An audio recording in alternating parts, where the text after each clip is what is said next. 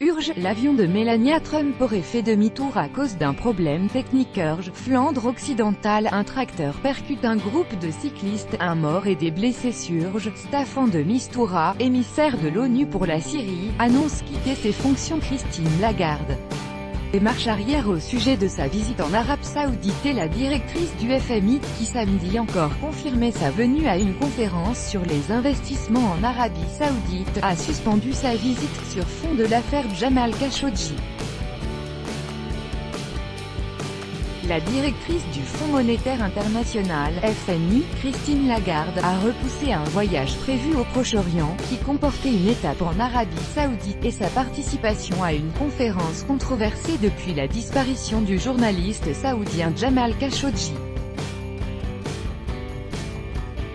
Le voyage au Proche-Orient initialement prévu de la directrice a été reporté, a indiqué un porte-parole du FMI dans un bref communiqué cité par l'AFP, sans donner d'explication.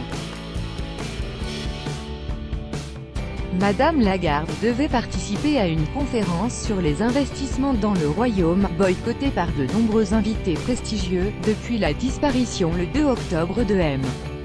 Khashoggi après une visite au consulat saoudien à Istanbul.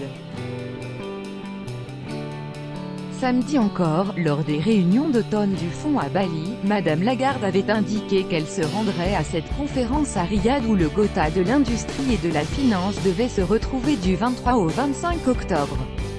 Les droits de l'homme, la liberté de l'information sont essentiels, je suis horrifiée.